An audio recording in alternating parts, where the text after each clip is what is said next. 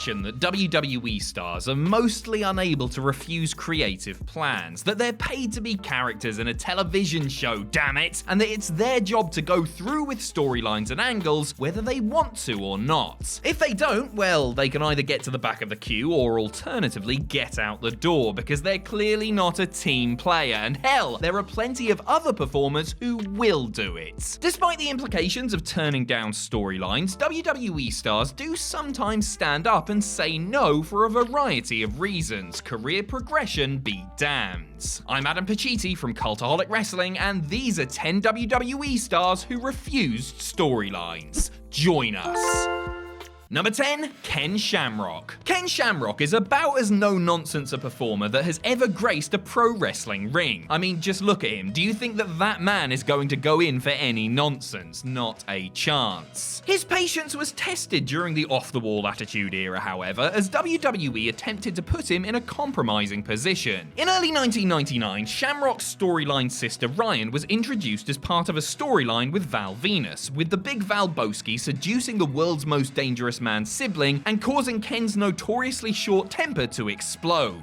All fine and well, but WWE wanted to push things further and have it be revealed that the kayfabe brother and sister were actually knocking boots themselves. The UFC legend flat out refused to do it, not only because, I mean, come on, but also because he and the woman portraying Ryan, Alicia Webb, were dating in real life. Add to that the fact that Shamrock's own son was named Ryan, and well, this was one storyline that was definitely too close to home. Number 9, Rob Van Dam. It takes a lot to ruffle the feathers of the usually cool, calm and collected Rob Van Dam, but WWE writers and execs had him wanting to Van Daminate their heads off for real back in late 2001, just months after he had joined the company following the collapse of ECW. RVD was pitched a love triangle storyline with Stephanie McMahon, who would be after his affections, and Chris Jericho, who would be pining after the billion-dollar princess. Though Van Dam would be shown to have no real interest in Steph and wouldn't exactly have to do anything overtly romantic, he wasn't happy with the proposal. Mostly this was because his then wife was, according to the man himself, a little bit jealous whenever Mr. Monday Night received any female attention, and he was wary of rocking the boat with his missus. Rob was so miffed when the script wasn't changed that he had words with the writer in question and wanted Bruce Pritchard to pick a hand, code for which fist you want me to smack you with. He calmed down, probably after puffing on a big old doobie, and ultimately the angle was dropped at his request. Number 8, Jeff Hardy. There's no denying that Jeff Hardy was a good soldier during his early WWE days. Hey Jeff, fancy doing a massive flip off that tall balcony over there? Sure thing, boss. Hey Jeff, how does falling off the top of a very big ladder through a table sound?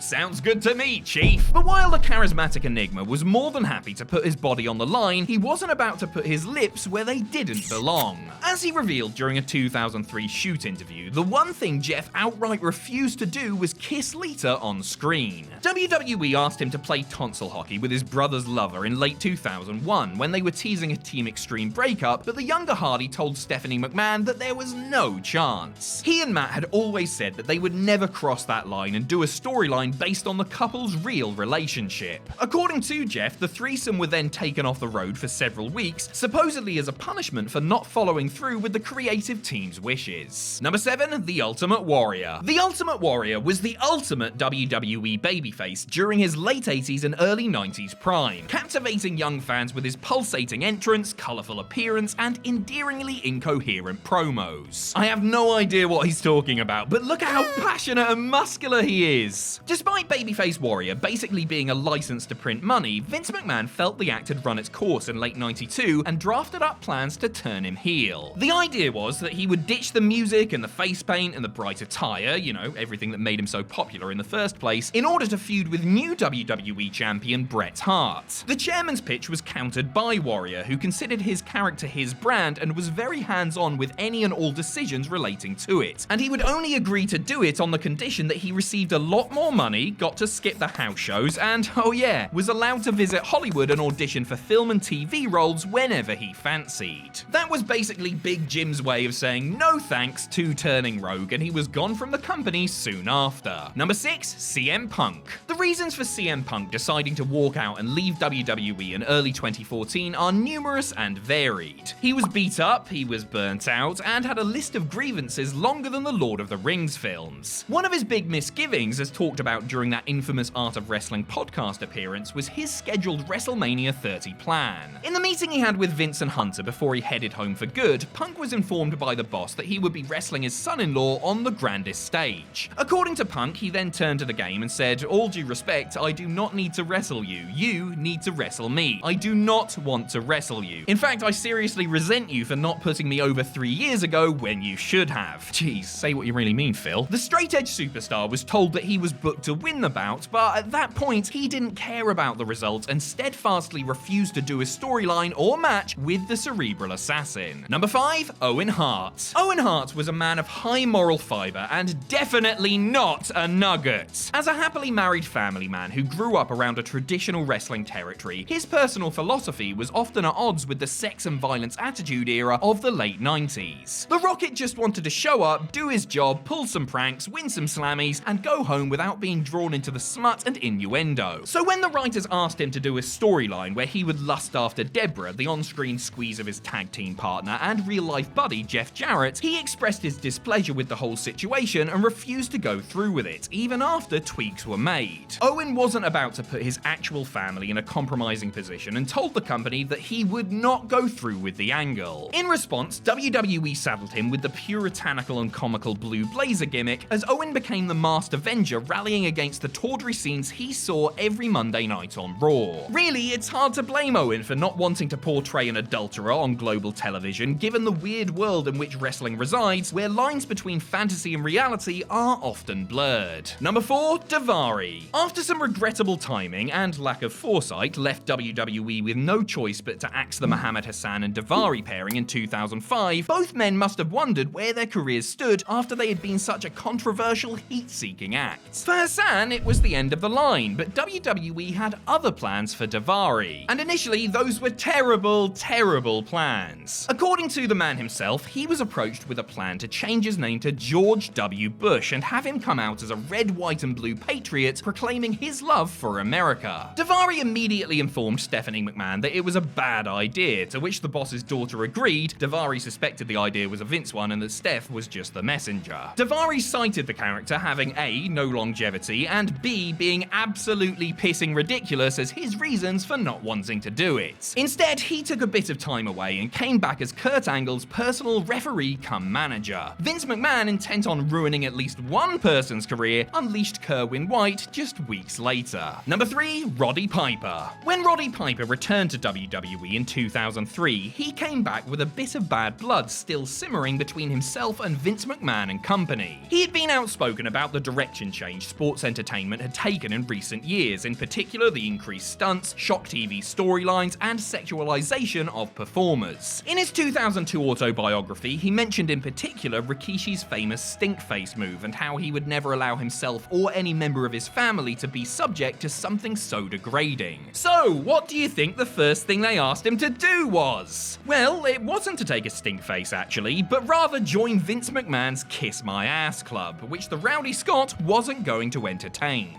Not getting the hint, they then brought up him taking Rikishi's signature move, an idea that was again met with a resolute no thank you, and by the way, how would you like to have a coconut smashed over your skull? Explaining his refusals in a WWE.com interview, Piper said that if taking a faceful of Samoan arse would help his bank account increase by a few million or put his kids through their schooling, then he would possibly consider it, but he wasn't going to do it just for his employer's entertainment. Number 2, Randy Orton. The Undertaker's WrestleMania winning streak was not something that was designed, but rather happened organically, and by 2005 it was the main selling point as Randy Orton attempted to defeat the Dead Man. Following a failed babyface run, Orton was back as the Legend Killer and building momentum heading into the Showcase of the Immortals as he vowed to break the streak and become a legend in his own right. Realizing that young Randy was more than likely the future of the business, Taker supposedly asked Vince to book a famous win at Mania. When Orton himself was presented with the Golden golden opportunity, however, he refused, citing his respect for the locker room leader as the reason. Also, I mean, by all accounts, Orton was an absolute tyrant at this point, and probably aware that being the person who ended the streak would give him all sorts of backstage heat. So he lost that day in Los Angeles, which is probably just as well, since he was a good few years away from properly maturing into a reliable headliner, and I mean, well, we all just loved Brock Lesnar breaking it in 2014, right? Number 1, Stephanie McMahon. One thing you can commend Vince McMahon for is the fact that he will never ever refuse to do anything that he asks of his performers. Well, that can be commended most of the time anyway. On the 2006 McMahon DVD profile of the genetic jackhammer, it was revealed by his daughter Stephanie that while she was pregnant with her and husband Triple H's first child, her father suggested that he be revealed as the storyline daddy. And if you now want to immediately turn this video off and have a nice long cold shower, I won't begrudge you one bit. Understandably aghast at the suggestion, Steph told Pops that under no circumstances would that be happening. Fair enough, thought Vince. I suppose that does push the boundaries of taste just a little bit too far. What about Shane then? Yes, the madman basically followed up the worst idea ever with something somehow just as reprehensible, and wouldn't you know it, Steph wasn't too keen on her brother being named as the father either. Shane has since been quoted as saying, retroactively, "Well, my sister's hot. I don't know if I would have really minded that." Right, let it never be said that the McMahons are anything close to normal.